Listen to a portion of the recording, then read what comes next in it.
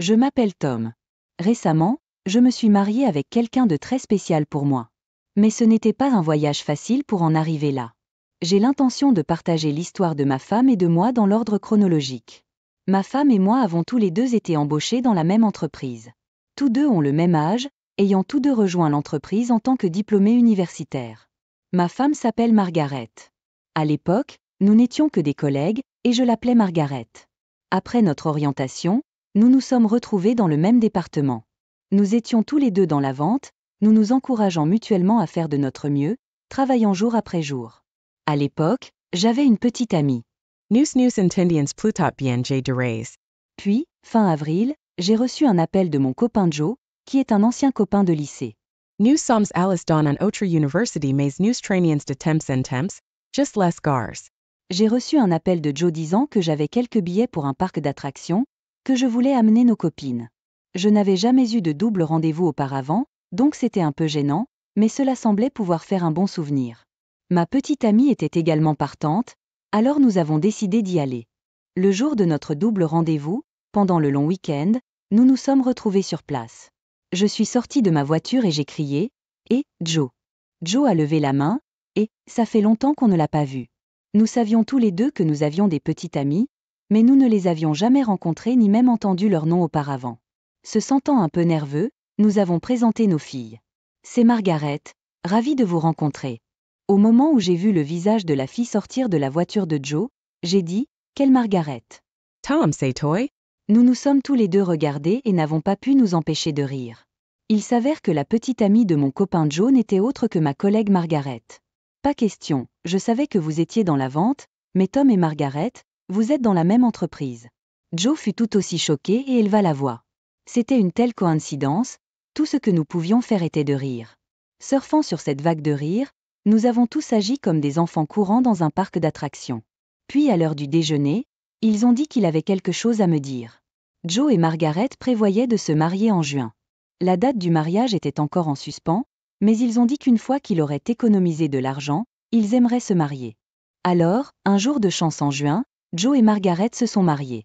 Margaret a gardé son nom de famille. J'ai entendu dire que depuis qu'ils se sont mariés, Margaret prépare le déjeuner de Joe tous les jours. J'étais au courant de toutes ces histoires d'amour. Mais quant à moi, j'ai été larguée par ma petite amie cet automne-là. Depuis qu'elle avait appris que Joe et Margaret allaient se marier, elle réfléchissait à notre avenir. J'y avais pensé aussi, mais ce qu'elle a dit m'a frappé durement, je ne vois pas d'avenir avec toi. Je lui ai demandé si j'avais fait quelque chose de mal, mais sa réponse était vague, quelque chose comme « ça ne semble pas juste ». Que le passé soit le passé, ai-je pensé, mais c'était une pilule difficile à avaler. Joe et Margaret étaient ceux qui me consolaient et m'encourageaient. Bien que je sois de jeune mariée, ils m'invitaient et me remontaient le moral avec des boissons. Meilleurs amis et collègues, y compris moi-même. News Avons commence in distribuer plus tout les trois fois que Joe et Margaret se sont mariés. Je pensais que cette dynamique agréable durerait éternellement. Puis une nouvelle année est arrivée et le printemps est arrivé. C'était le printemps marquant notre deuxième année dans l'entreprise. Un lundi, alors que les heures de travail avaient déjà commencé, Margaret était introuvable. Est-elle inhabituellement en congé aujourd'hui ? Juste au moment où j'étais sur le point de demander cela à mon patron, mon téléphone a sonné. C'était un vieux copain de lycée. Désolé de vous déranger au travail, mais je viens de recevoir un appel d'un ami. Sans aucune plaisanterie, il avait l'air pressé. Mais les mots suivants de sa part m'ont laissé sous le choc. Joe a eu un accident. C'était un appel pour me dire que Joe était décédé ce matin. Quoi, Joe, tu te moques de moi? Comment voulez-vous dire qu'il est parti? J'étais secouée. Je ne pouvais pas croire ce que j'entendais. L'accident s'est produit la nuit dernière. Joe était sur le siège passager de la voiture d'un ami, et une voiture venant en sens inverse, apparemment un conducteur assoupi, a heurté la voiture dans laquelle se trouvait Joe.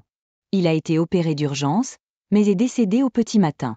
J'ai assisté aux funérailles de Joe. Joe, pourquoi fallait-il que ce soit toi? Je ne pouvais pas arrêter les larmes. La dure réalité était trop difficile à supporter. Margaret a tenu bon au début, mais s'est effondrée en larmes pendant le service. Je ne pouvais pas supporter de la regarder comme ça, alors je me suis couvert le visage d'un mouchoir, essayant d'étouffer mes sanglots. Par la suite, Margaret a pris un mois de congé. Au moment où elle est revenue, elle avait perdu beaucoup de poids. Quand elle est revenue, elle est venue à mon bureau. Tom, merci pour tous les emails. Désolée de vous inquiéter. Margaret sourit, mais je pouvais dire qu'elle forçait toujours. Même moi, je n'arrive pas à croire que Joe est parti. C'est pourquoi je me suis tant inquiétée pour Margaret. Pendant son temps libre, je lui ai envoyé des emails la nuit. Mangez-vous correctement? Dormir bien dans son lit? C'est tout ce que je pouvais vraiment demander dans mes emails. Mais Margaret m'a dit qu'elle appréciait ces messages. Être seule la nuit était difficile pour elle. Quand elle est rentrée chez elle, la solitude l'a durement frappée et elle n'a rien pu descendre.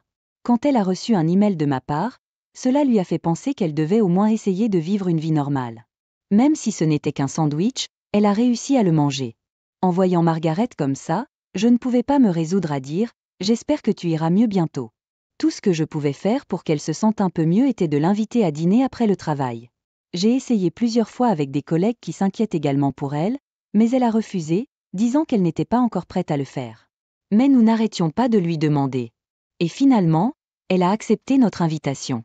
Son appétit était faible, mais voir Margaret dire que la nourriture était bonne et manger un peu m'a soulagée. En revenant du dîner, comme nous vivons dans la même direction, Margaret et moi avons marché ensemble dans les rues nocturnes. Puis Margaret a commencé à parler de Joe.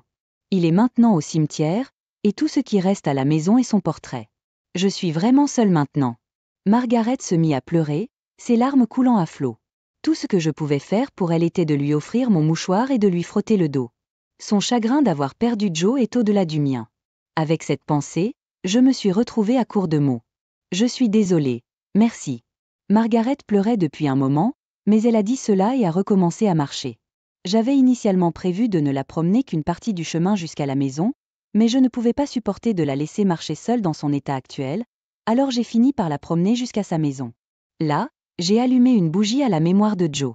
Des photos des funérailles, ainsi que des photos joyeuses de Margaret et Joe, ornaient la pièce. En voyant cela, je n'ai pas pu retenir mes larmes non plus. Je suis désolée d'avoir pleuré, alors que je devrais être celui qui vous encourage. Mes mots se sont étouffés en larmes. C'est trop tôt, n'est-ce pas? Nous avions tellement plus devant nous. C'est frustrant, mais je parie que Joe est le plus frustré de tous. Margaret a dit cela en essuyant ses larmes. Mais je dois continuer, sinon Joe s'inquiéterait, a-t-elle partagé, même si elle n'est peut-être pas encore tout à fait prête, elle essaie de se remonter le moral un peu à la fois. Je me demandais ce que je pouvais faire pour Margaret. Tout ce que je peux faire, c'est l'écouter et l'emmener manger. Cela semblait tellement inadéquat. Margaret avait dit qu'elle trouvait plus facile de s'en sortir en travaillant, mais il semblait qu'elle faisait bonne figure. Pourtant, elle a réussi à passer le premier anniversaire du décès de Joe, et bien qu'elle ait encore eu ses moments de déprime, Margaret retrouvait lentement ses esprits. Pendant ce temps, le soutien de tout le monde est resté inchangé. Quelques-uns d'entre nous du travail l'invitaient à dîner après le travail. J'ai continué à accompagner Margaret jusqu'à sa maison. Les jours où nous rentrions tôt, j'allumais une bougie à la mémoire de Joe. Un jour, alors que je raccompagnais Margaret chez elle, elle m'a demandé « Pourquoi me raccompagnez-vous toujours à la maison? Je ne veux pas que tu sois en danger si quelque chose arrive sur le chemin du retour, n'est-ce pas? Il y a des rues sombres. D'ailleurs, s'il arrivait quelque chose à Margaret, Joe serait furieux. Je me fiche que ce ne soit pas mes affaires, mais je dois te protéger, toi que Joe chérissait tant. Sinon, il va se fâcher contre moi dans mes rêves à propos de ce que je fais. » Je dis tout cela avec un petit rire pour détendre l'atmosphère. Margaret a dit merci et elle a ri avec elle. Le temps a passé et nous avons atteint le 3e anniversaire du décès de Joe. Margaret et moi étions plus impliqués que jamais dans notre travail. Les jours épuisants, nous avons continué à nous détendre en sortant dîner avec des collègues. Puis un jour, alors que je raccompagnais Margaret chez elle, elle a dit qu'elle avait une petite faveur à demander. Vous voyez, les ampoules de mon étage et de ma loge se sont éteintes. J'ai essayé de me tenir debout sur un escabeau, mais je n'arrive pas à atteindre. Pourriez-vous m'aider?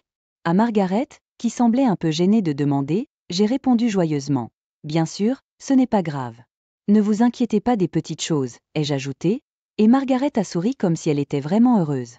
Une fois à l'intérieur de sa maison, j'ai remplacé les ampoules pour elle. Merci beaucoup. C'est surprenant de voir à quel point vous avez parfois besoin chez Paul Persson, a-t-elle déclaré. J'ai plaisanté. Eh bien, c'est une bonne chose que j'ai pu atteindre le plafond. Sinon, ça aurait été embarrassant, hein? Margaret rit et dit, ce qui est drôle, c'est que lorsque Joe a changé une ampoule dans une autre pièce, il l'atteignait à peine, tremblant tout le temps. J'ai ri en retour. Ah, eh bien, je suis beaucoup plus grand que lui. Ouais, ce plafond serait un peu exagéré pour Joe. Margaret éclata soudain de rire. Je suis descendue du marchepied, je l'ai plié et je le lui ai remis. Mais juste à ce moment-là, nos doigts se touchèrent légèrement et nos yeux se rencontrèrent de manière inattendue. Les rires qui remplissaient l'air entre nous cessèrent brusquement. Cependant, j'ai détourné le regard comme si je ne ressentais rien. C'est alors que Margaret a dit doucement. « Et, pourquoi es-tu si gentille ?» En entendant cela, nos yeux se sont croisés à nouveau. Pendant une fraction de seconde, j'ai senti mon cœur battre un battement, mais je n'ai rien dit et j'ai juste regardé Margaret. « Tu m'encourages toujours et tu es toujours inquiet. Tu es trop gentil, je pourrais me faire une mauvaise idée. » Margaret parlait lentement, et une fois de plus, j'ai senti mon cœur battre. Mais ensuite, elle a dit, je plaisante, désolé, oublie ça, bon sang, peut-être que je suis un peu éméchée aujourd'hui, et a continué à ranger le tabouret comme si de rien n'était. Cependant, je me suis retrouvée à la poursuivre, et avant de m'en rendre compte, je l'ai serrée dans mes bras par derrière. Un moment de silence s'est écoulé. Je pouvais sentir la chaleur irradiée de Margaret à travers mes bras. Et puis ça m'a frappée. Le sentiment que je voulais protéger Margaret était là, et ce n'était pas seulement en tant que collègue ou en tant que femme d'un ami. Je tombais amoureux de Margaret. Mais au moment où j'ai réalisé cela, le visage de mon copain Joe m'a traversé l'esprit. Alors j'ai desserré mes bras qui étaient enroulés autour d'elle. Désolée, je suis peut-être un peu éméchée aussi. Je me suis excusée auprès de Margaret. Margaret secoua la tête en disant non et se tourna vers moi.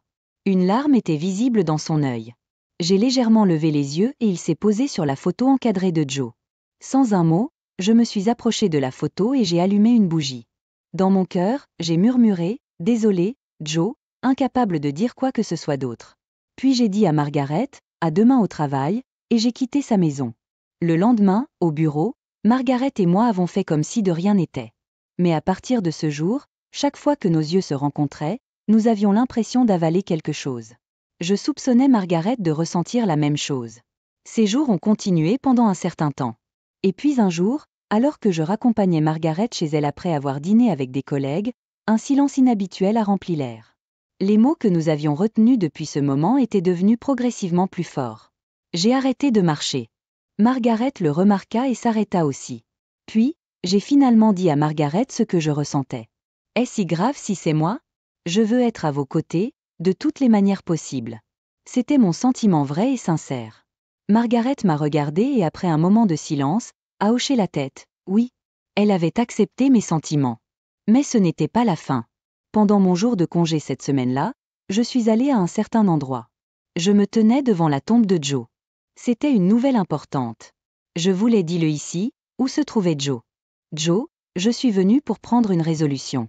Je rendrai Margaret heureuse, et je prendrai bien soin d'elle en votre nom aussi.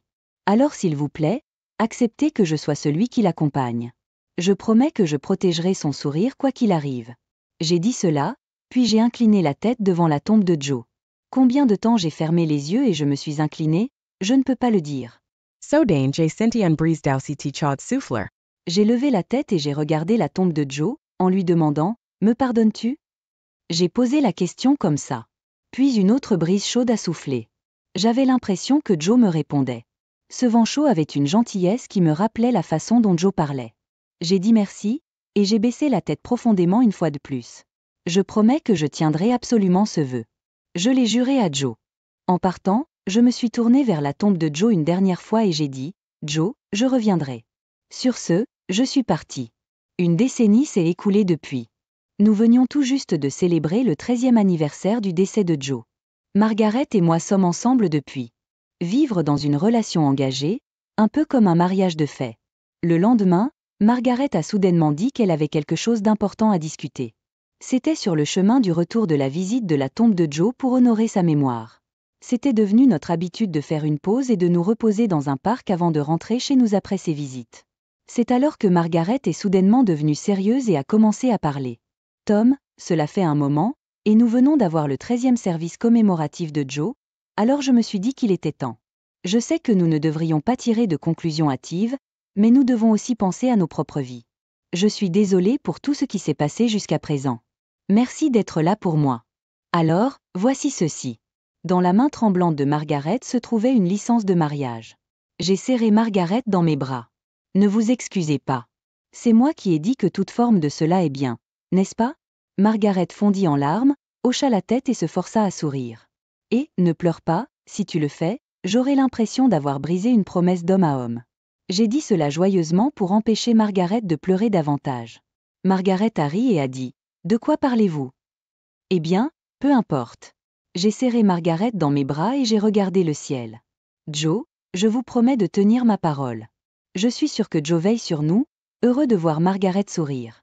Et donc, nous sommes devenus un couple marié. 2 ans plus tard, une nouvelle vie est née dans notre famille. Une jolie petite fille qui ressemble à Margaret. Et le jour de la naissance de notre enfant, il y a eu une pluie de météores. C'était un jour spécial pour d'autres raisons aussi. Joe adore observer les étoiles. Margaret et moi le savions. Nous ne pouvions donc pas nous empêcher de penser qu'il envoyait ses bénédictions pour un accouchement en toute sécurité et notre bonheur. L'enfant est né sain et sauf, plein d'énergie. Et depuis, elle a rempli nos vies de son adorable rire. Pour que la famille que nous nous engageons à protéger puisse toujours sourire. Et tout en chérissant nos proches comme ils le méritent, nous prévoyons de continuer à vivre notre... Ah, c'est toujours verrouillé, mais c'est ouvert. Oh, attendez un instant. Avant que je puisse l'arrêter, ma fille a ouvert le tiroir. Quoi? Maman, c'est ça? La fille est devenue visiblement perturbée immédiatement. J'ai regardé aussi, et il y avait une demande de divorce, avec une lettre manuscrite clairement la sienne, connue par ses bizarreries uniques. Quand je l'ai ramassée, une photo en est sortie. Elle montrait mon mari, une femme et un garçon à peu près du même âge que ma fille. Au dos de la photo, avec une date, on pouvait lire « Avec ma bien-aimée ». En voyant cela, j'ai immédiatement compris. Maman, cela signifie-t-il que papa triche? Profitons de cette occasion pour clarifier les choses une fois pour toutes. J'ai souri à ma fille et lui ai donné des instructions pour ranger. Ce jour-là, nous avons soumis la demande de divorce au tribunal de la ville. Après avoir tout rangé proprement, nous avons décidé de quitter notre maison. Je m'appelle Anna.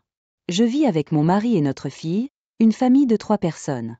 J'ai rencontré mon mari, Ethan, quand j'avais 28 ans. Je travaillais comme employé de bureau, et il était dans la vente. Nous avons commencé à parler à travers le travail. Nous aimions tous les deux boire, alors nous avons commencé à sortir boire un verre plus souvent, en prenant conscience l'un de l'autre. Après qu'il m'ait avoué ses sentiments, nous sommes sortis ensemble pendant 2 ans avant de nous marier. Les choses allaient bien pour nous. Cependant, même 1 an après notre mariage, nous n'avons pas eu la chance d'avoir des enfants. Je me demande si le fait de ne pas avoir d'enfants est dû à l'alcool. Je me suis plainte à mon mari. Nous aimions tous les deux boire, alors nous avions l'habitude de boire avant de nous coucher tous les soirs. Mon mari a montré une expression compliquée. Je me demande. Mais, boire pendant la grossesse n'est pas bon, alors arrêtons une fois. Je vais arrêter avec toi. Merci. Je suis inquiet à cause de mon âge, alors j'irai aussi à l'hôpital. Si nécessaire, je viendrai avec vous. Ma mère n'arrête pas de me harceler pour que je le montre à ses petits-enfants. Mon mari a ri en plaisantant.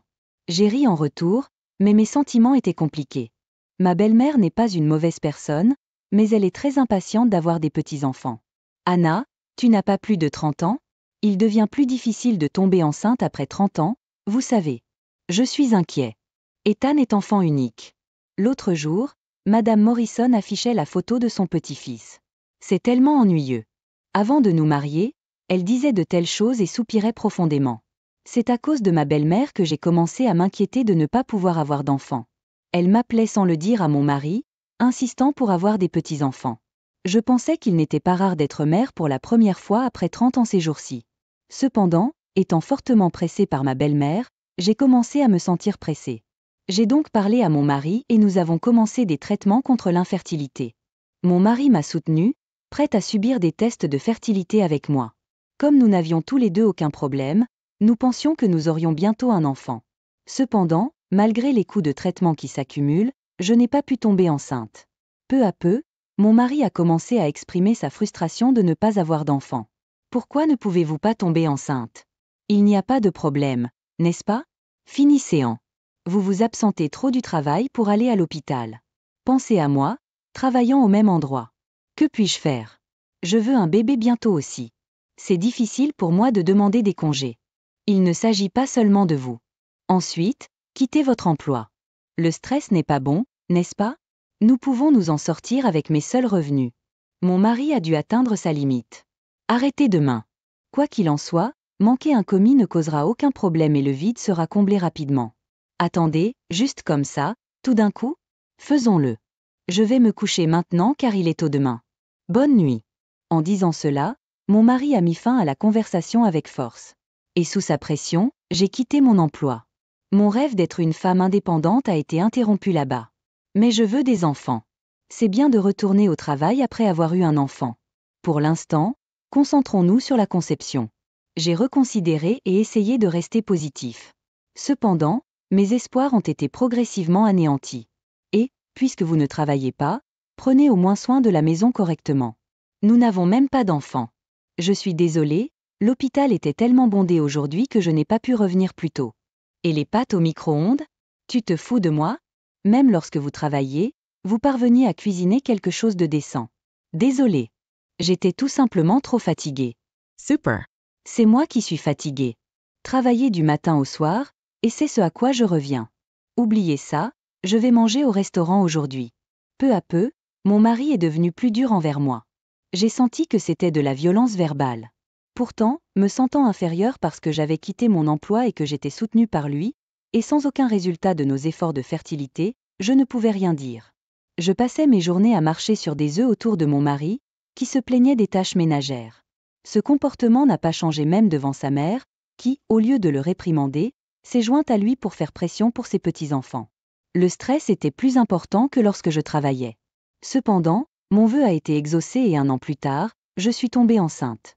C'était une infertilité inexpliquée, mais j'étais si heureuse de ne pas avoir abandonné. Le jour où j'ai appris ma grossesse, j'ai décidé d'acheter des fleurs en revenant de la clinique. Cela le fera revenir à son moi plus gentil.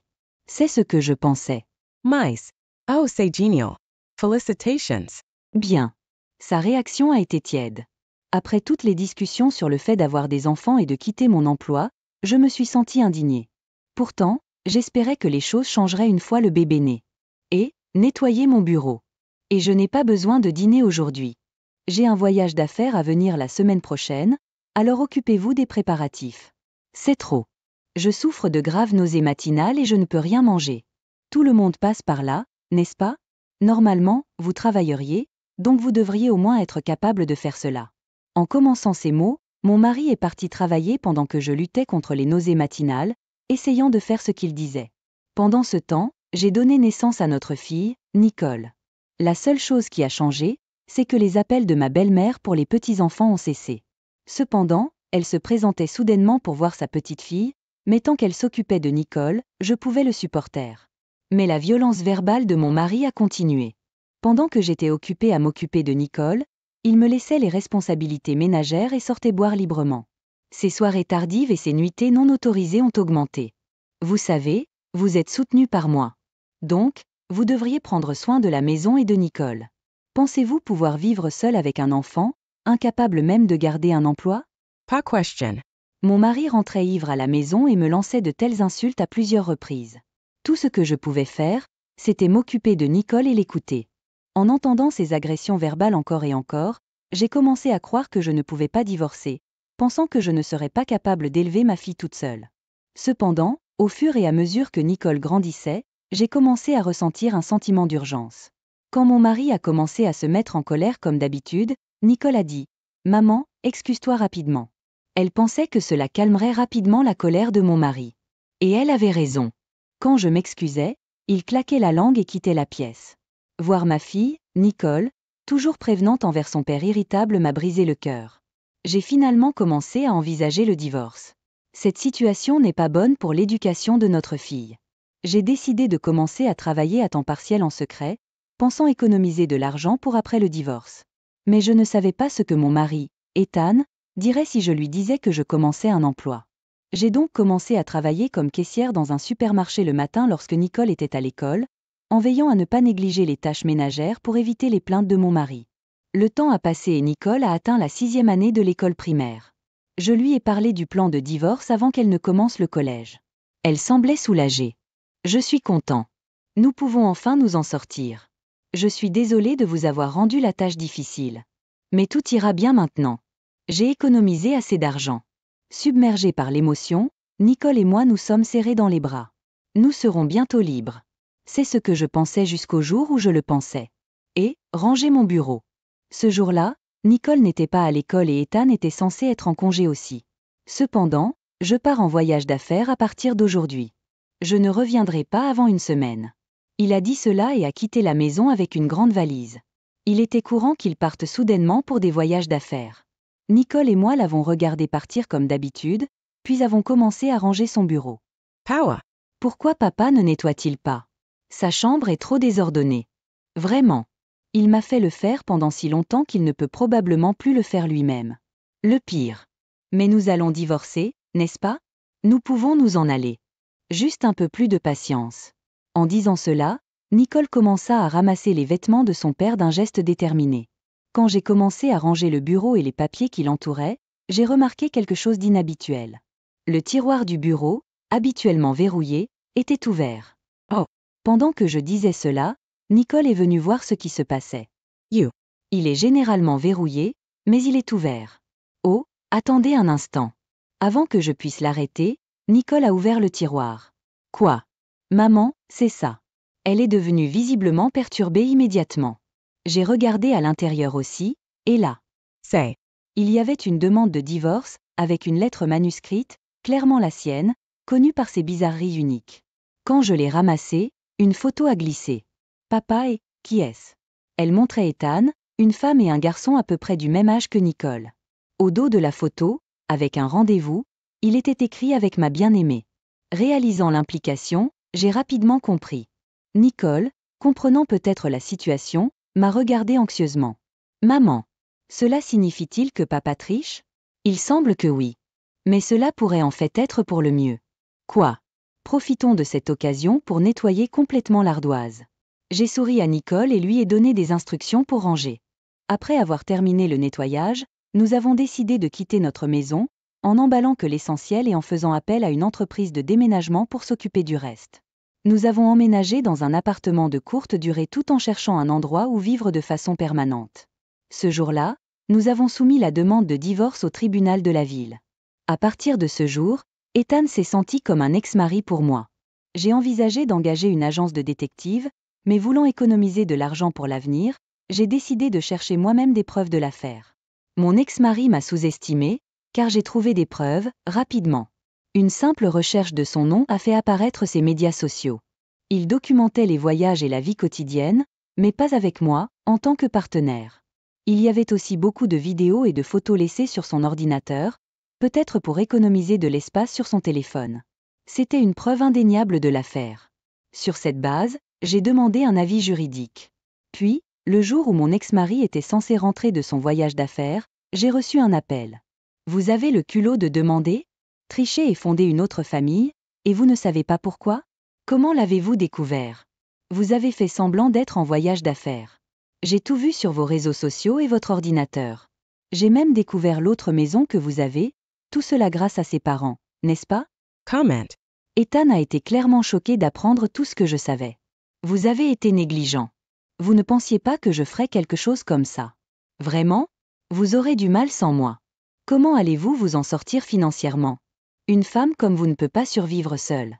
Peut-être, mais c'est mieux que de rester avec un mari violent comme vous. Je prendrai une compensation et une pension alimentaire de votre part.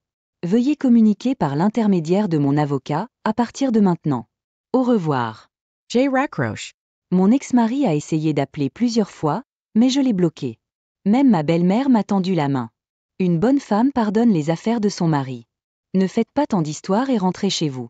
Pardonnez la liaison et les abus, avec un fils de l'âge de ma fille? Je ne peux pas faire ça. Je ne serai pas en contact avec vous et je ne vous laisserai pas voir ma fille. C'est ridicule. Même si vous divorcez, elle est toujours ma petite fille. Vous ne pouvez pas l'emmener. C'est aussi ce que veut ma fille. Elle a souffert à cause de son père et ne veut pas vous voir non plus. C'est absurde. Au revoir. J'ai continué à bloquer les appels d'elle, me sentant soulagée d'être débarrassée des fardeaux inutiles. J'ai trouvé un appartement modeste pour notre prochaine maison et j'y ai déménagé nos affaires. Malgré l'utilisation d'une partie importante de mes fonds, je me suis sentie soulagée de recommencer à zéro. Après avoir déménagé, j'ai demandé une indemnisation à mon ex-mari. Mon ex-mari a d'abord résisté, mais lorsque j'ai mentionné mon retour à mon ancien emploi, qui est aussi son lieu de travail, il a rapidement signé les documents. S'il vous plaît, ne faites pas ça, cela ruinerait ma réputation. Mon ancien lieu de travail est aussi le lieu de travail de mon ex-mari. Il a dû se rendre compte que ce n'était qu'une question de temps avant que cela ne soit connu. Il a signé pour se préserver, acceptant un paiement forfaitaire. Puis, par l'intermédiaire de l'avocat, la maîtresse a demandé à se rencontrer. Il semble qu'elle ait beaucoup de remords. Elle veut s'excuser, en personne. Persuadée par les paroles de l'avocat, j'ai accepté de le rencontrer. J'ai choisi un café comme lieu de rencontre. La femme qui est apparue était bien habillée et belle. Ravie de vous rencontrer. Gia m'appelle Tracy Brown. Je m'excuse sincèrement pour les ennuis que j'ai causés. Ravie de vous rencontrer. Un silence gêné emplit l'air. Je n'avais pas l'intention de lui pardonner, mais j'étais curieux de connaître sa version de l'histoire. Elle a commencé à parler lentement, révélant qu'elle pensait d'abord qu'il était célibataire. Lorsqu'elle a découvert qu'elle était enceinte, Ethan a avoué qu'il était marié mais a promis un divorce rapide. Cependant, peu de temps après, ma grossesse a été révélée et il lui a dit qu'un divorce n'était plus possible. Ensuite, ses parents lui ont suggéré de fonder une famille avec lui.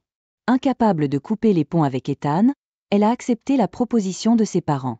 En réalité, nous n'étions pas divorcés et l'enregistrement de mariage que nous avons soumis n'a jamais été traité. Donc, vous êtes avec mon mari depuis plus de 12 ans ? Oui. Il m'avait dit qu'il avait divorcé il y a 10 ans, mais j'ai continué la relation pendant 3 ans même après avoir entendu parler de vous. Je suis vraiment désolée. Maintenant, j'ai décidé d'en finir avec Ethan. Je l'aimais, mais j'ai réalisé que j'étais juste pratique pour lui. Comment ça ? Dès qu'il a su que tu l'avais appris, il a commencé à me traiter comme une vache à lait. Mes parents sont assez généreux avec moi, leur seul enfant, et ils dépendaient de cela. Notre vie a été largement soutenue par mes parents, et ces mensonges sont devenus impardonnables. Je vois. Et c'est la compensation de mes parents. Elle m'a tendu une enveloppe blanche. Je l'ai acceptée en silence. Elle s'est excusée jusqu'à la fin puis est partie. Peut-être a-t-elle aussi été trompée par un homme stupide. Par la suite, ma fille et moi avons commencé une nouvelle vie. Lorsque j'ai expliqué ma situation à mon emploi à temps partiel, ils m'ont proposé un poste à temps plein. Nicole n'avait plus besoin de marcher sur la pointe des pieds autour de l'humeur d'un adulte à la maison et semblait sourire davantage. Moi aussi, j'ai commencé à me sentir plus en paix. Qu'est-ce que tu veux pour le dîner ce soir ? Je veux une omelette. Bonne idée. Très bien, je t'aime, Nicole avec du ketchup. Alors d'accord, je t'aime, maman. Nous avons passé la soirée à rire ensemble, prévoyant de vivre pour le bonheur, quitter le travail plus tôt dans un délai aussi court. Ce n'est tout simplement pas acceptable dans le monde professionnel, mec. C'est à cause de cette irresponsabilité que vous êtes toujours célibataire à 30 ans. Dit-il avec un demi-rire. Si vous devez partir, vous pourriez aussi bien quitter le travail. En entendant ces mots, j'ai senti quelque chose cliquer en moi. Si l'entreprise me refuse même des choses aussi importantes, cela ne me dérange pas du tout de démissionner. Compris. J'ai répondu que c'est ce que j'ai fait et j'ai rapidement quitté le bureau. Je m'appelle Michael Johnson, un célibataire de 30 ans. Mes camarades de classe sont au milieu d'un boom conjugal et je suis le seul célibataire restant parmi mes amis. Ce n'est pas que je ne veux pas me marier, mais si vous me demandiez si je veux le faire maintenant, je dirais pas vraiment. Je suppose que ce serait bien de se marier un jour, je pense assez tranquillement. Honnêtement, je n'ai pas eu de petit ami depuis 5 ans. Et les gens autour de moi disent que je devrais être plus anxieux. Mais je pense que les choses vont s'arranger comme elles le feront. Cependant, chaque fois que j'assiste à des réunions avec mes camarades de classe, le sujet de mon mariage revient inévitablement. Quand je dis parler de mariage, je ne fais rien à ce sujet, donc ce sont juste les autres qui s'enthousiasment pour ce que je devrais ou ne devrais pas faire. Et quand le sujet est abordé, ils disent toujours « Michael, tu vis avec ta mère, c'est probablement pour ça que tu ne peux pas avoir de petit ami, n'est-ce pas ? C'est juste. À 30 ans, je vis avec ma mère. Au début de la vingtaine, j'ai vécu seule pendant un certain temps, et j'avais en effet une petite amie à l'époque. Mais quand j'avais 24 ans, mon père est décédé subitement, et je pensais que ma mère serait seule. Au début, je lui rendais visite fréquemment, mais c'est devenu un problème, alors je suis retournée dans ma maison familiale. Depuis, je n'ai pas eu de raison particulière de déménager, alors j'y vis simplement. Quelle que soit la raison, je peux comprendre qu'un homme de 32 ans qui vit encore avec ses parents ait moins de chances d'être choisi comme partenaire de mariage. Mais je ne suis pas pressée, et je n'ai pas l'intention de changer ma situation. Tu étais le plus populaire d'entre nous. Comment êtes-vous toujours célibataire ? Si vous continuez comme ça, vous finirez célibataire et mourrez seul. Les enfants sont adorables, vous savez ? C'est bien que mes amis soient heureux en mariage, mais être constamment pressé par le mariage est honnêtement fatigant. Yay, je vais y réfléchir. Je réponds sans vraiment le vouloir, juste pour passer à travers le moment. Si nos étapes de vie ont tellement changé que nous ne pouvons pas nous connecter, il y a la possibilité de mettre fin à l'amitié. Mais à part parler de mariage, ils sont toujours les gars amusants qui l'ont toujours été. C'est ma seule source d'inquiétude. Mais récemment, j'ai eu une autre inquiétude. C'est dingue. Vous avez plus de 30 ans et vous vivez toujours avec votre mère. Même sur mon lieu de travail, il y a une personne qui n'arrête pas de dire ça. C'est mon patron, Morrison. Il a été transféré du quartier général d'une ville voisine. Il a 2 ans de plus que moi, un homme marié. Je l'ai récemment vu heureux de la naissance de son deuxième enfant. C'est naturel pour lui de se sentir heureux à propos du mariage, et je pense que c'est une bonne chose. Mais depuis qu'il a découvert que j'étais célibataire et que je vivais avec ma mère, il a commencé à se moquer de moi chaque fois qu'il me voyait. Vivre avec maman à votre âge ne vous donnera pas de fille. L'âge maximal pour les hommes est au début de la trentaine, alors vous feriez mieux de vous dépêcher. Les femmes fuient un gars qui vit avec sa mère à cet âge. Je peux pardonner à mes amis parce que je peux sentir leur inquiétude pour moi. Mais avec Morrison, j'ai l'impression qu'il veut juste se moquer de moi. Donc, honnêtement, c'est incroyablement désagréable tous les jours. S'il vous plaît, ne dites pas des choses comme ça. Je réponds vaguement car c'est mon patron, mais c'est stressant de faire face à cela à plusieurs reprises. Avant l'arrivée de Morrison, personne ne disait de telles choses. Est-ce vraiment si étrange de ne pas être marié ? Je ne me suis jamais plaint de telles choses à la maison, pas même pendant mes années d'école. Mais je l'ai juste laissé échapper, voulant que quelqu'un m'écoute. Ma mère a semblé surprise par mon comportement inhabituel. Il y eut une brève pause avant qu'elle ne parle. Il n'y a rien de bizarre à cela. Que vous choisissiez de vivre seul ou avec quelqu'un, il n'y a rien d'étrange à cela si c'est votre choix. Je savais en quelque sorte qu'elle dirait ça. Mais peut-être que c'était un peu sournois de ma part de me plaindre auprès d'elle, sachant qu'elle comprendrait. Je n'ai pas décidé de vivre seul ou quoi que ce soit. Je n'ai tout simplement pas envie de me marier ou de chercher un partenaire en ce moment. Je pense que ce serait bien si je me sentais comme ça un jour. Est-ce trop naïf ? Maman posa la tasse de thé et les baguettes qu'elle tenait et répondit. Il n'y a rien de mal à être naïf. Quoi que vous ressentiez, lorsque vous rencontrez quelqu'un que vous pensez être le bon, cela se produira naturellement. Que ce soit naïf ou non, cela n'a pas vraiment d'importance. Je me souviens que maman a dit qu'elle et papa étaient tombés amoureux au premier regard et s'étaient mariés. Je serais déjà née quand ils auraient mon âge. Mais c'est précisément parce que ces mots viennent de ma mère que je leur fais confiance. Quand ce moment viendra, aurais-je aussi envie de me marier tout de suite ? Plus tard, maman a dit en riant, je garderai mes jambes fortes, donc peu importe l'âge que j'aurai quand les petits-enfants viendront, je serai prête. J'espère donner ces petits-enfants avant qu'elles ne deviennent une vieille grand-mère, toute ridée. Penser de cette façon est définitivement positif. Cela n'efface pas tous mes doutes sur le mariage, mais je me sens beaucoup plus optimiste qu'avant. Eh bien, au travail, je suis toujours confrontée aux mots méchants habituels. Puisque vous êtes célibataire et sans petite amie, vous êtes d'accord avec les heures supplémentaires, n'est-ce pas ? J'ai ma jolie femme et mes enfants qui attendent, donc le reste du travail est à vous. Juste à l'heure de la fin, Morrison m'a déversé son travail et est parti précipitamment. Non, j'ai l'intention de manger avec des amis ce soir. Je me suis dit, mais je ne pouvais pas dire à voix haute. C'est mon patron, et partir pour la famille plutôt que de partir pour passer du temps avec des amis donne certainement des impressions différentes. Sentant l'injustice, j'ai terminé le travail de Morrison et j'ai réussi à rejoindre mes amis pour prendre un verre avec 2 heures de retard. Et juste au moment où je finissais ma première bière, j'ai remarqué un appel manqué de maman sur mon téléphone et je l'ai rappelé. Elle m'appelle rarement. Michael, oh, c'est votre dîner entre amis ? Pardon.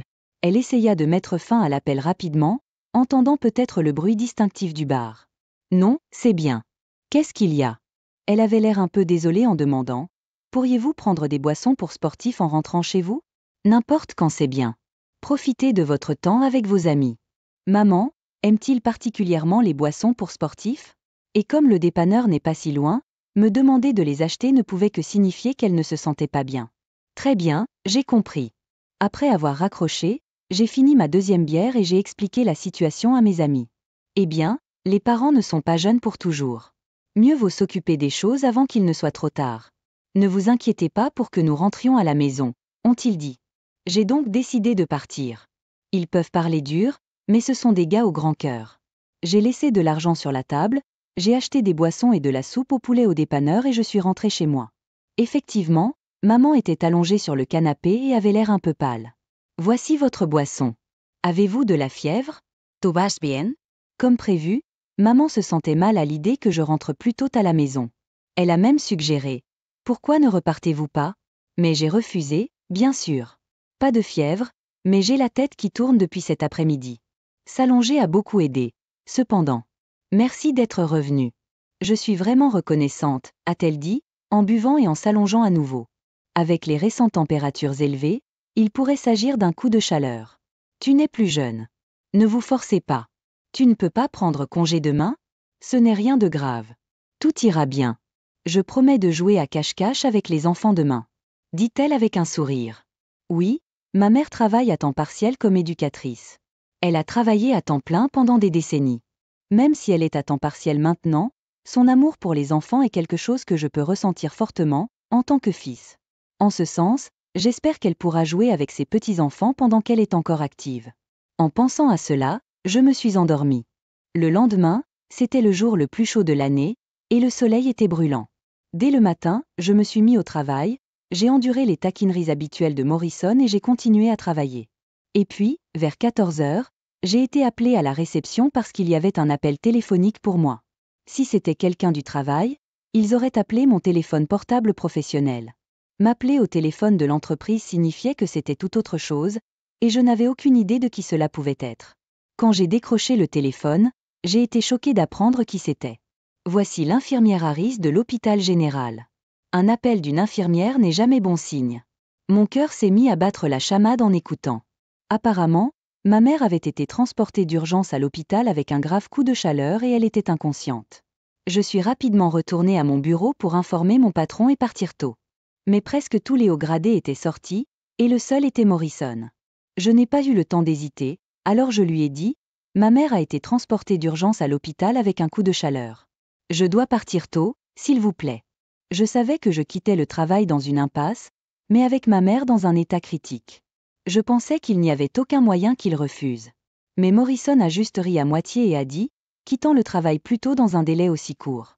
Ce n'est tout simplement pas acceptable dans le monde professionnel, mec. C'est à cause de cette irresponsabilité que vous êtes toujours célibataire à 30 ans. Ce n'était pas une question de rire, et n'importe qui partait aussi un membre de la famille proche était dans un état critique. Je ne pouvais pas croire qu'il y introduisait à nouveau le mariage. Je viens de recevoir un appel de l'hôpital. Je me rattraperai plus tard. J-Supply. Allez, c'est juste un coup de chaleur, non? Cela ne tuera personne. J'aimerais que tu n'apportes pas ton amour pour maman au travail. J'étais à court de mots. Je n'étais pas un fils à maman. N'importe qui se précipiterait à l'hôpital si sa mère était gravement malade. Désolé, je n'ai pas le temps pour ça.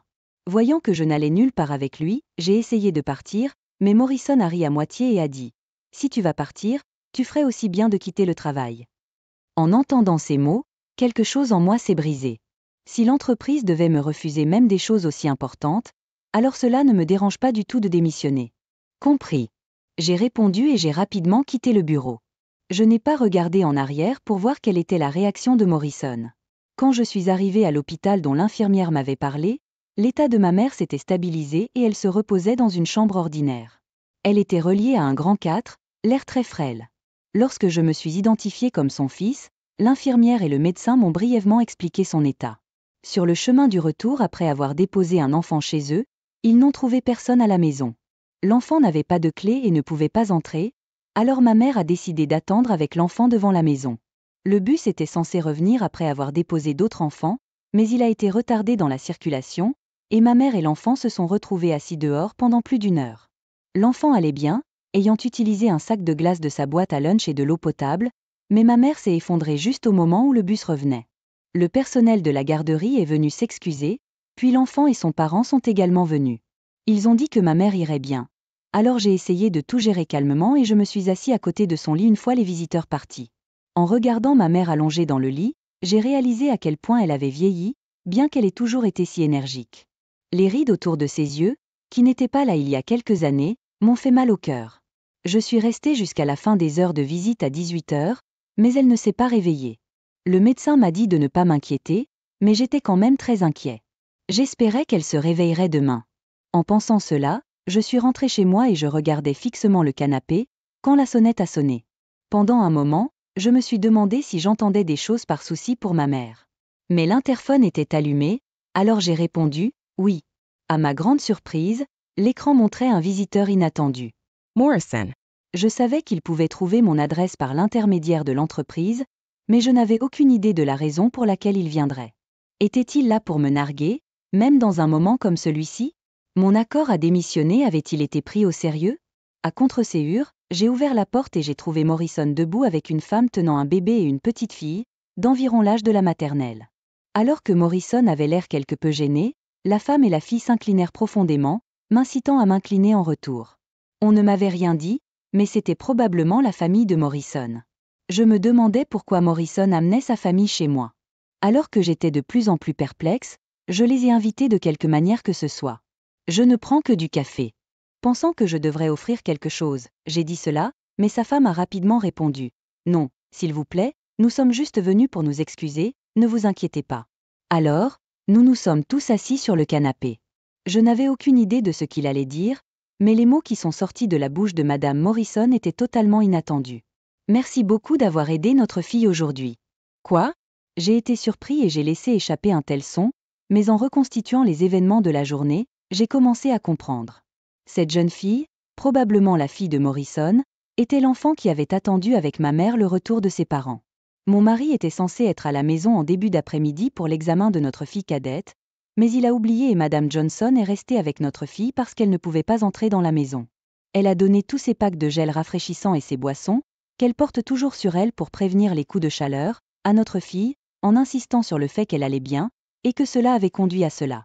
Je suis vraiment désolée, dit-elle, visiblement tremblante, avec sa fille au bord des larmes. Morrison avait également l'air mal à l'aise, alors me sentant incapable de supporter l'atmosphère, je me suis forcée à sourire et j'ai dit « Non, ça s'est bien passé à la fin, alors s'il vous plaît, ne vous inquiétez pas. Merci beaucoup d'être venu chez moi. » Bien qu'on m'ait dit qu'elle allait bien, ma mère ne s'était toujours pas réveillée.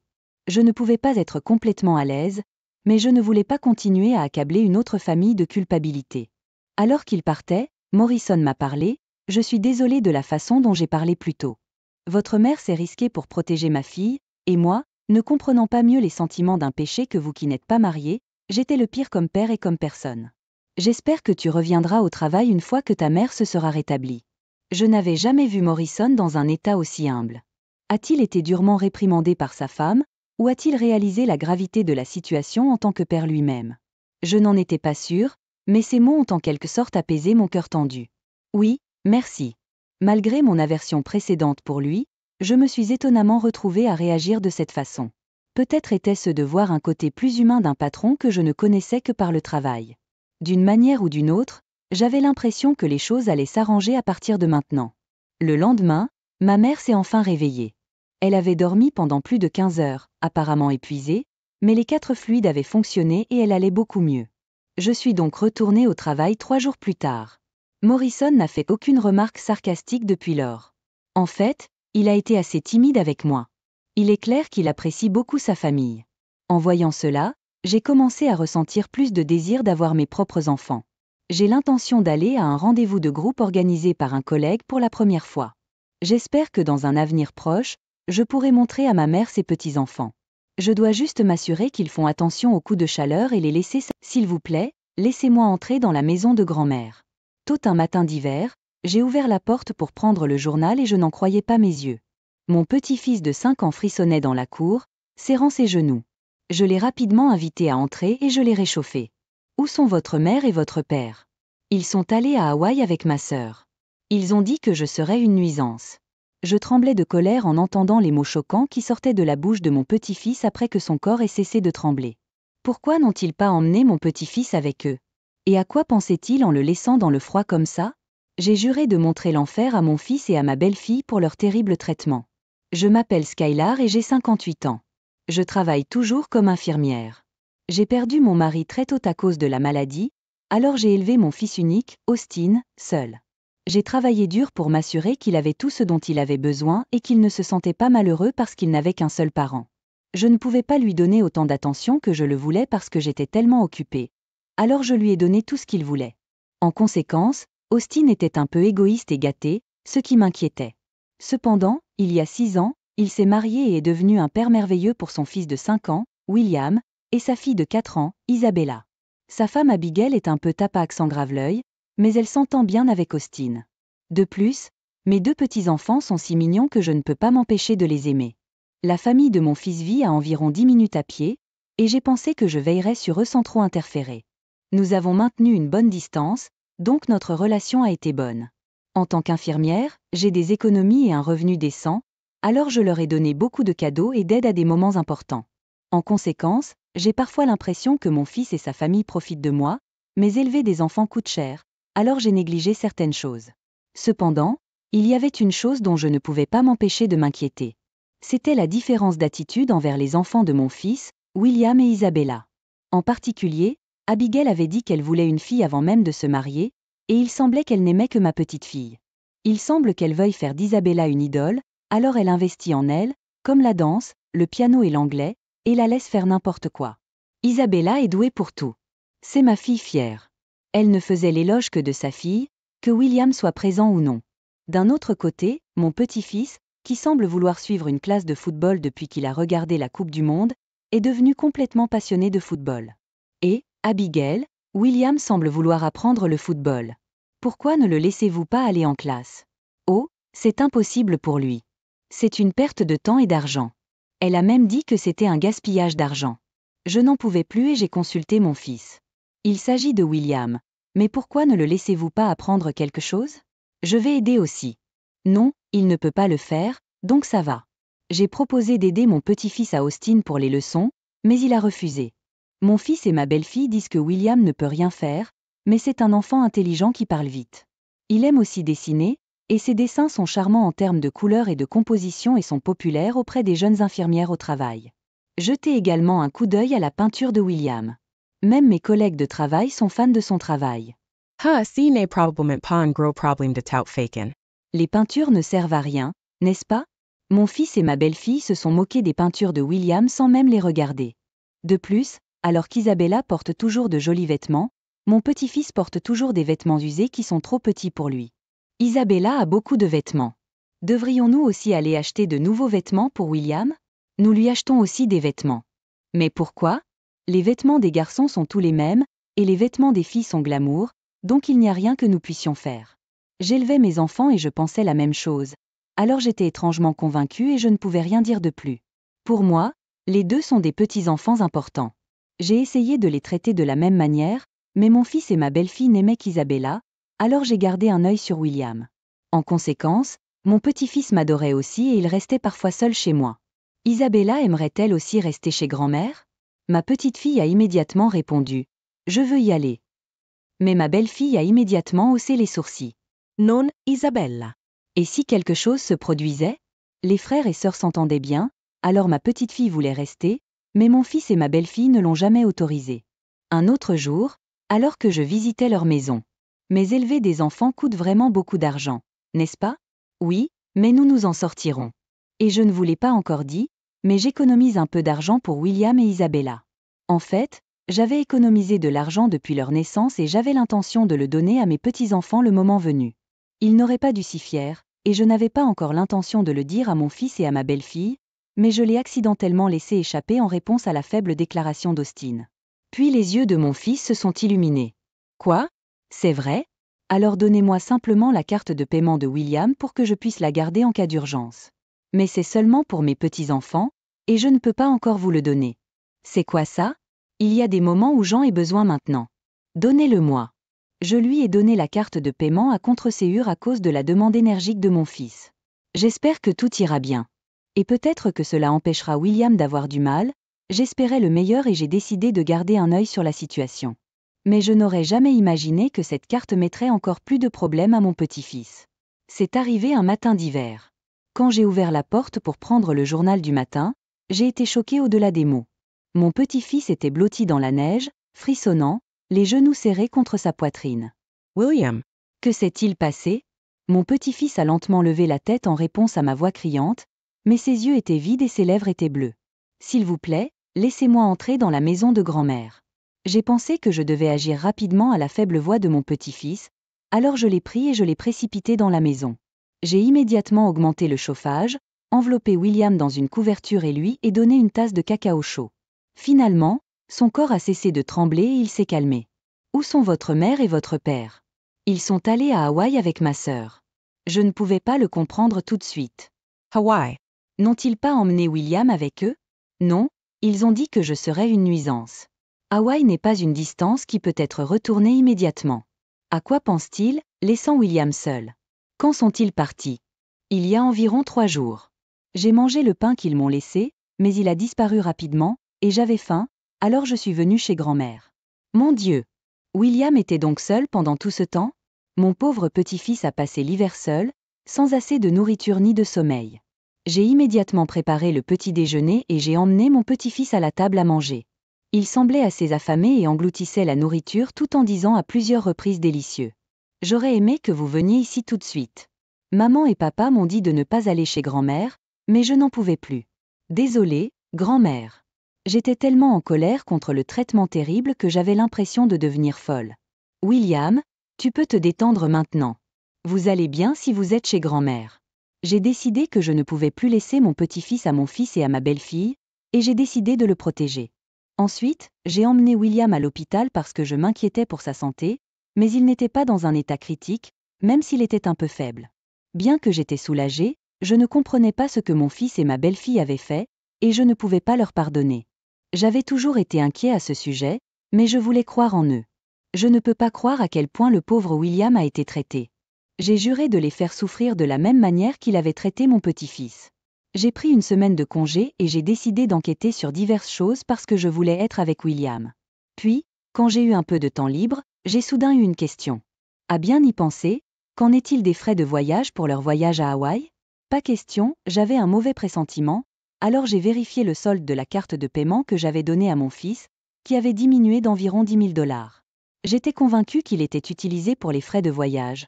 Alors je me suis mis en colère et j'ai retiré tout le solde restant pour que les importantes économies de William ne soient plus utilisées.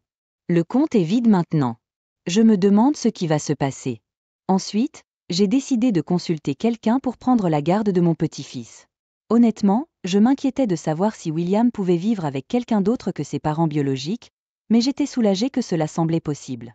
Puis, j'ai reçu des nouvelles incroyables qui m'ont encouragée encore plus. Lorsque le compte de William fut vidé, Austin appela d'un ton furieux après environ 2 jours. « Hé, la carte de paiement ne fonctionne pas. Je ne peux pas non plus retirer de l'argent au distributeur. Que se passe-t-il? » Oh, Ju besoin d'argent sediment. Alors Jan AI retire. Mais il reste encore de nombreuses années avant l'inscription de William, alors je vais économiser à nouveau. C'est bon, non? Eh bien, je suppose que oui. Mais s'il vous plaît, transférez l'argent dès que possible. J'étais complètement exaspérée par son impudeur. Cependant, j'ai réussi à contrôler mon envie de lui crier dessus et j'ai dissimulé la situation sans mentionner Hawaï. Ensuite, mon fils a raccroché le téléphone sans rien dire de plus. 3 jours plus tard, mon fils et sa femme sont rentrés à la maison.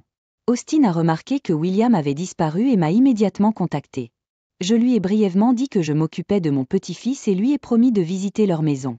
Le jour de la réunion, alors que William et Isabella étaient à la crèche, j'ai visité la maison de mon fils avec quelqu'un d'autre.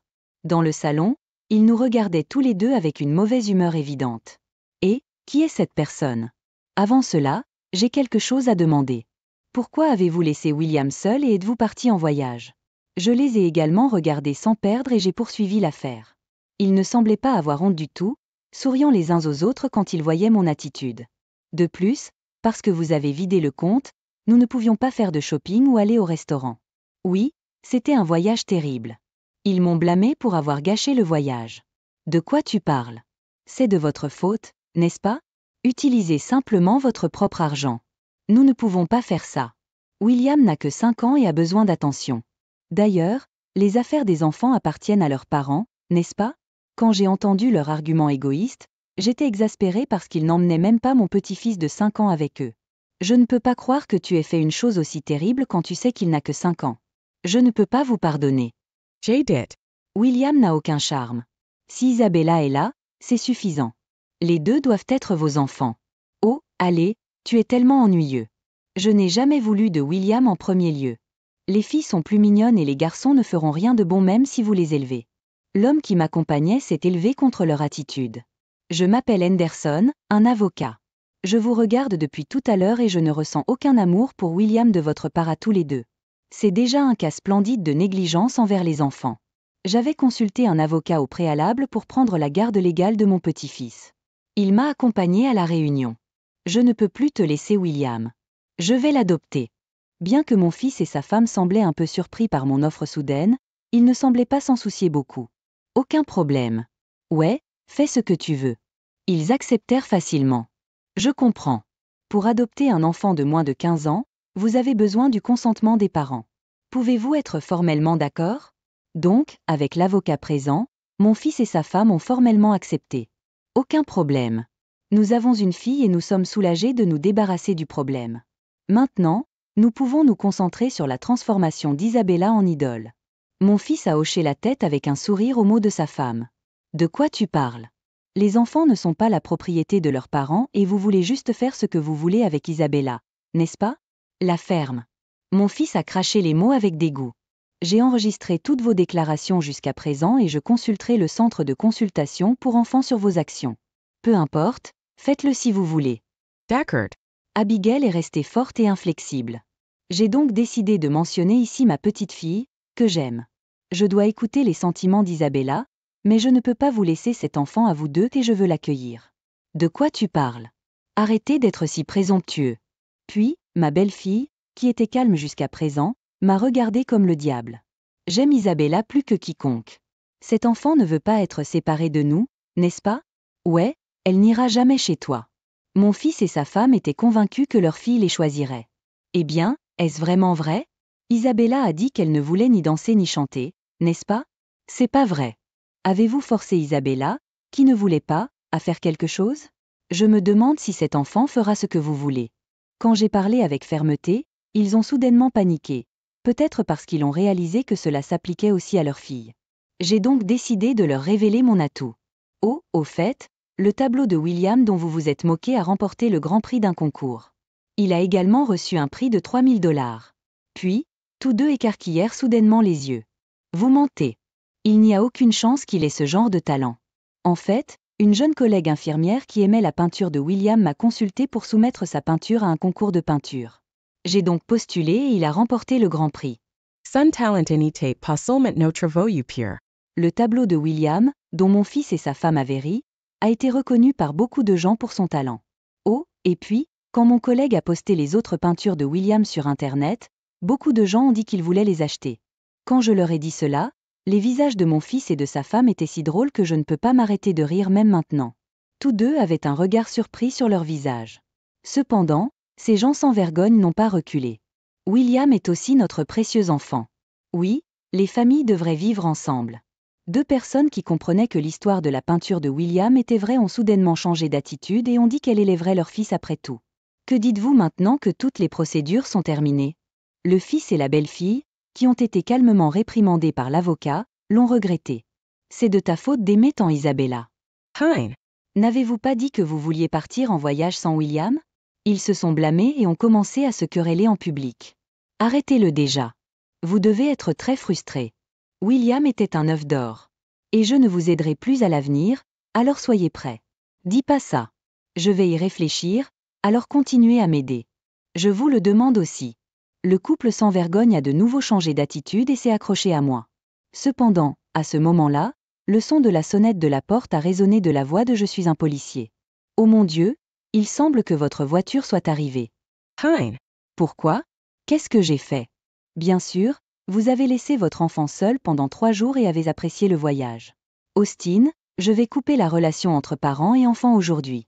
Faites de votre mieux. Attends un peu. J'ai balayé la main de mon fils, je l'ai remise à la police et j'ai quitté la maison de mon fils avec l'avocat. Après cela, j'ai pu adopter officiellement William. Et Isabella a aussi dit, je veux être avec mon frère et ma grand-mère. Et nous avons commencé à vivre ensemble tous les 3. J'ai réclamé 30 000 $ en compensation pour William et l'argent qui m'a été détourné pour mon fils. Austin et sa femme ont rapidement été libérés de la police, mais ils ont été licenciés de leur entreprise à cause de cet incident, et ils ont divorcé après des querelles constantes. Chacun de vit peut-être une vie solitaire, mais mes petits-enfants et moi n'avons pas l'intention de les revoir. William aime dessiner ses images préférées avec enthousiasme, et Isabella joue avec plus de sourire et d'énergie. J'ai décidé de continuer à travailler dur tout en profitant de la croissance de mes 2 petits-enfants. Comment s'est passée cette histoire ? Veuillez vous abonner à la chaîne. Rendez-vous